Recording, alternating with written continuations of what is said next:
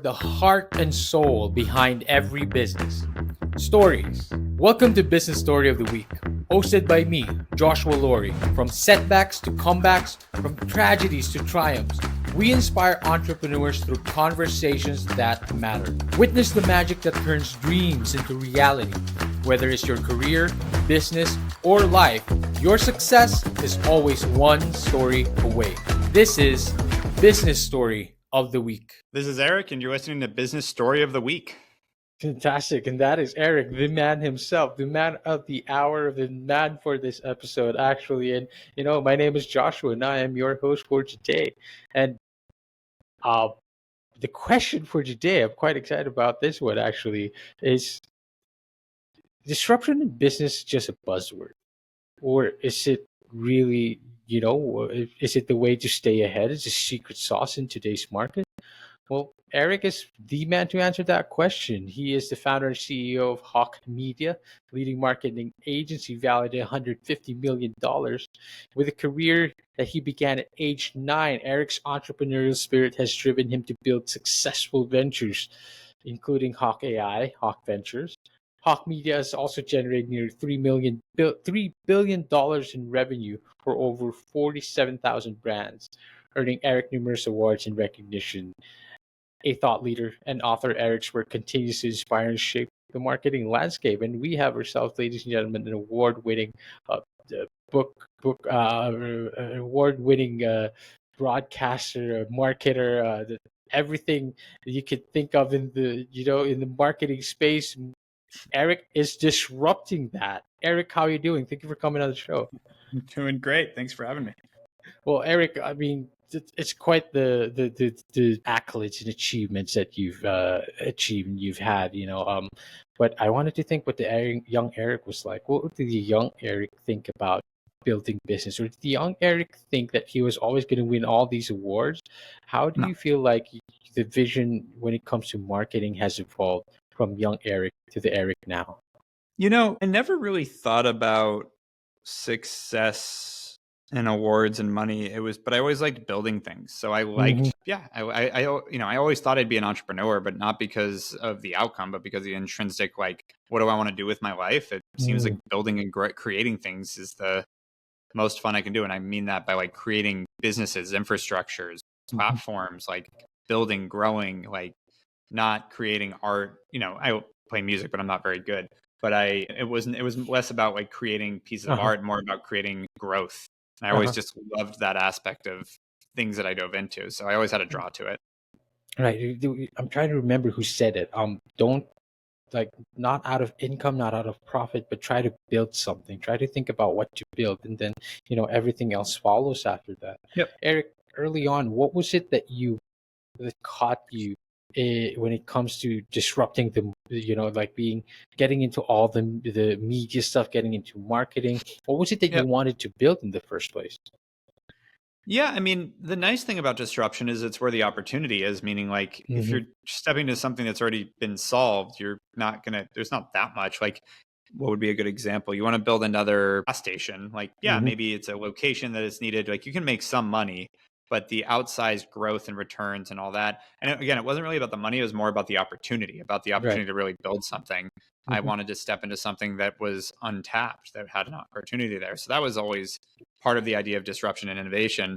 And then to me, there's kind of two sides to it. So while one side, I really believe there is no ability to sit still. You've got to be changing and disrupting and figuring out and trying new things. Like, you don't get to just do the same thing every day in business and expect that it's going to grow. You're going to die. Like, I saw a quote over the weekend. It was something, I don't know the exact quote, but it was, you have the choice of growing or shrinking.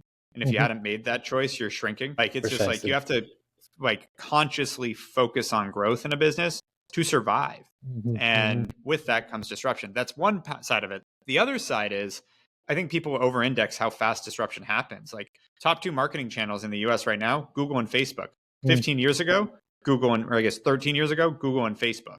It's not that fast. It doesn't go that quickly. Things change, shift. Like, you got to kind of stay on top of it. But like, the giant shifts don't happen as fast as people like to believe. What happens is they ignore them until they're right in front of you.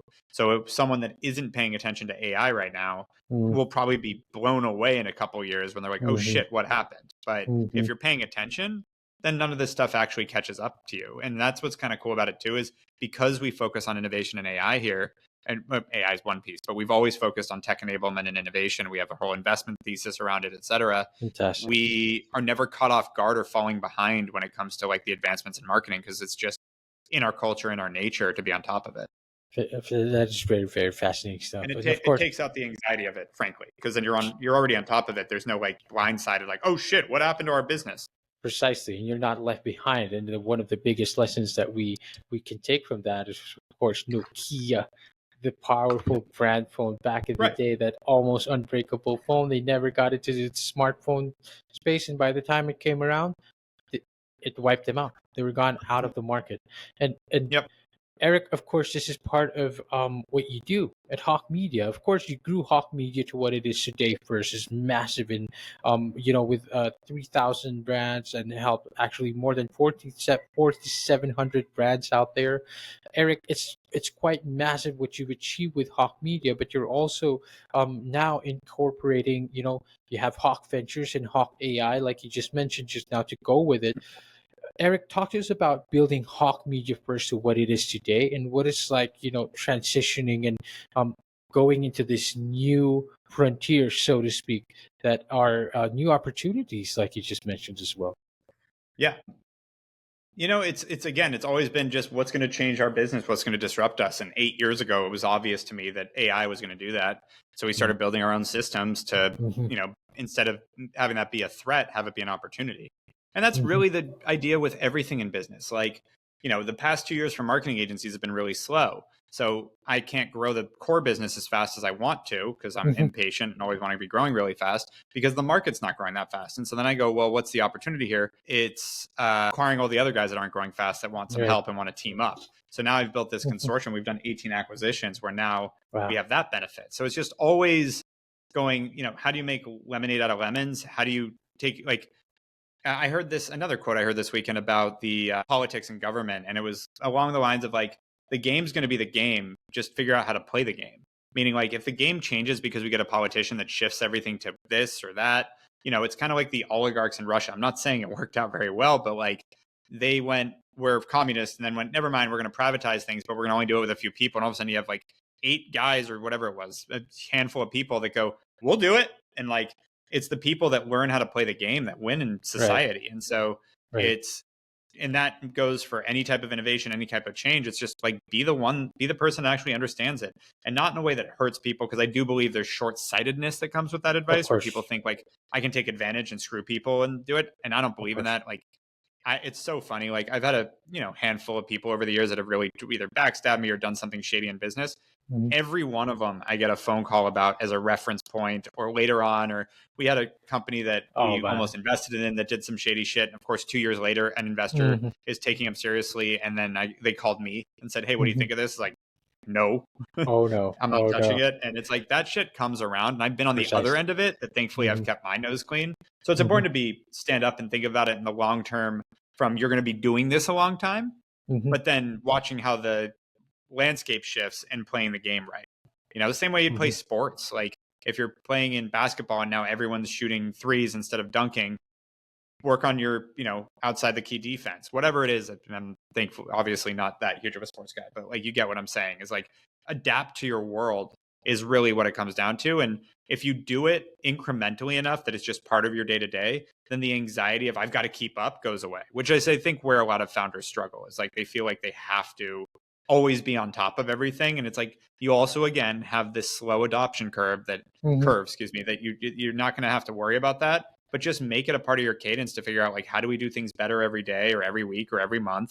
And you'll just Precisely. look up a few years from now and be like, we're better. Precisely. I love it, and I love that it's like you said. Most founders struggle with this because I mean, nobody likes change, right? Nobody likes Right. changing up Exactly. their The, the, whatever the, they have. uh, Uh-huh. the appearance of instability is scary. I mean, Hmm. one of my favorite stats, I forgot the exact number, but it's something like economists are right 26% of the time, but we still fucking listen to them. It's like, Hmm. because people want the perception of stability. They want to feel like they know what's going on. There's Of a course. ton of different industries, businesses, expertise that fall around this. Look, fucking weather reports. As a Hmm. pilot, Hmm. it's like, it's funny. Like, it's Precisely. so not accurate. And so people are always looking for certainty when there isn't any. And Hmm. so when it comes to business, like I mean, everyone, like I wish that I could just know this is how it works. This is how it's going to go. And if I do this, this is going to happen. Like we would all love that. It's just not a reality. And so Of course. finding your way to cope with that and then finding ways to lean into it, I think is where you can be a lot more successful. I mean, it takes a different kind of mindset as well, right? Like it's one thing to be a founder and an entrepreneur, business owner. I mean, it all takes some kind of different resilience. But Eric, what would be the mindset you would say, or how do we start approaching change, so to speak? And we're trying to, get ahead of the game, stay ahead, and look at opportunities. It's always terrifying. What would we need to get on top of Yeah, that? again, I think that and everything you just said is where it's a problem. It's like if you Mm. think of it as approaching change, that's the Ah. anticipation of that is horrible. That's Just it. make incremental change. Just do it. That's it. Just like don't Right. approach anything. Just like that anticipation is horrible. Like just go, oh, we could probably improve this operation a little better. Oh, this new AI thing's interesting. Where in my business do we have inefficiencies that maybe this thing could plug it in?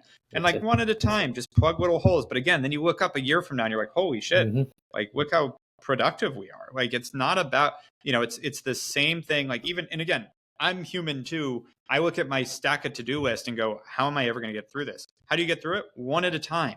That's it. Like just That's it. one little thing, incremental change. You just do Hmm. it, do it, do it. You're competing with other people that are only as capable as you are, that have the same amount of time in the day as you do.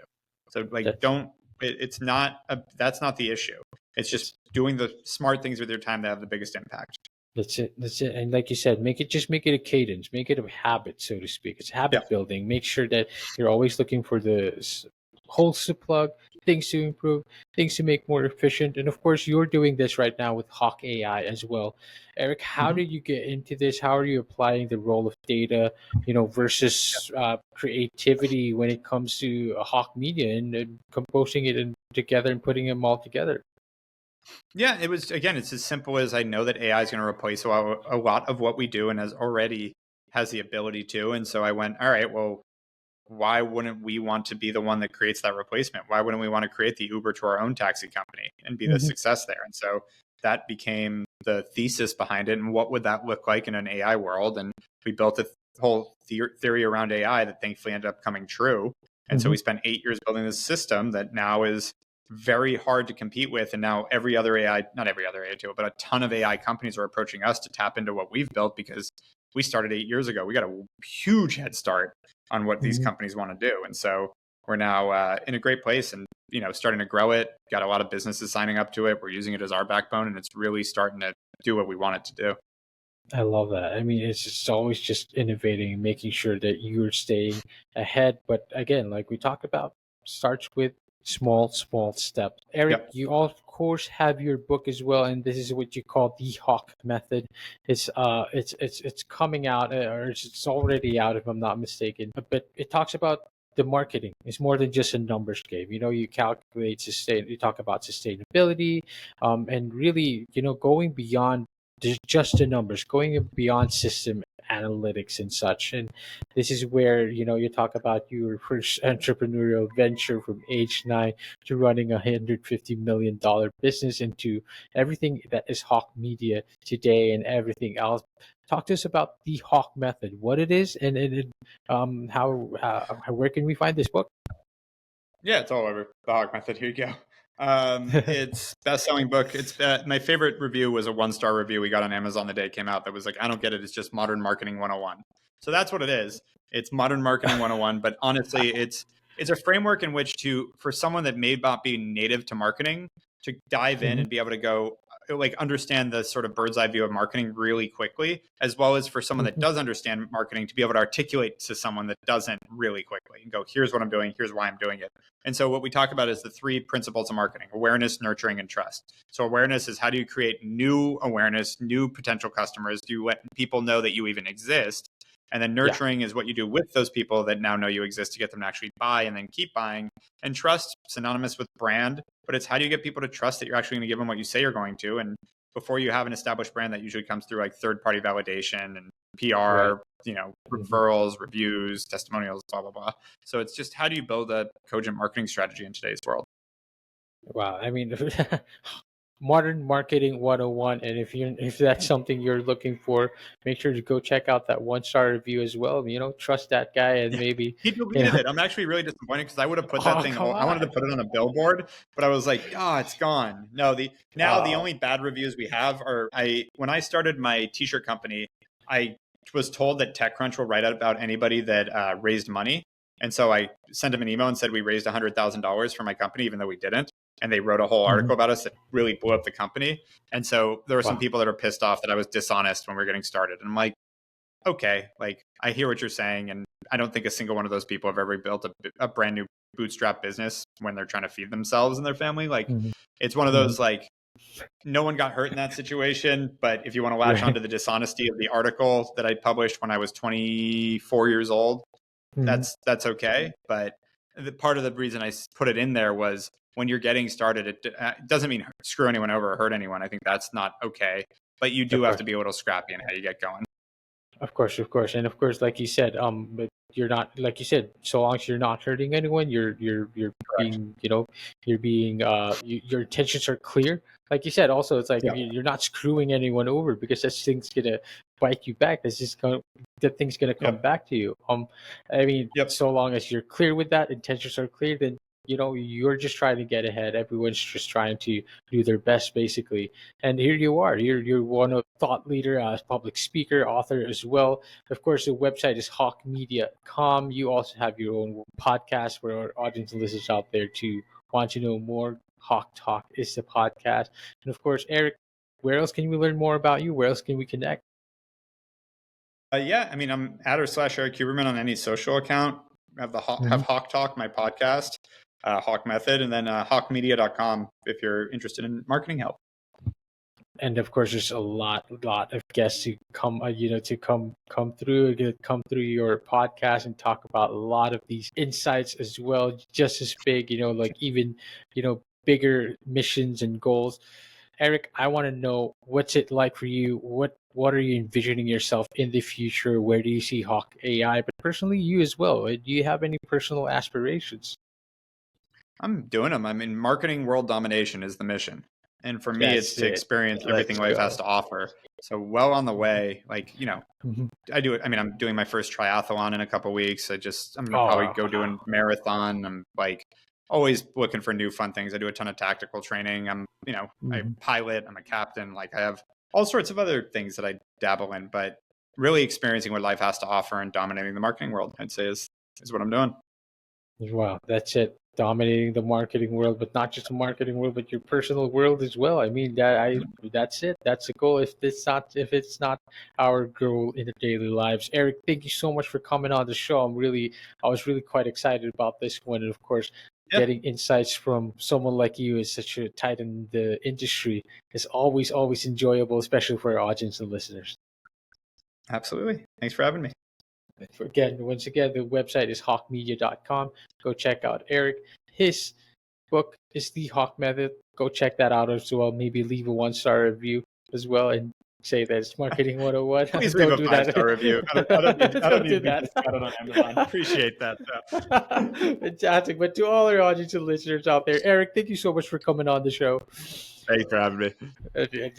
Uh, Guys, ladies and gentlemen, I hope you enjoyed this one. Thank you for watching the episode. We will see you on the next one. Bye bye. All right, so here's the thing. We try to get a little bit better every day, but we can't do it without you. So if you like the video, make sure to like and subscribe below. And if you have any comments, just leave them in the space under.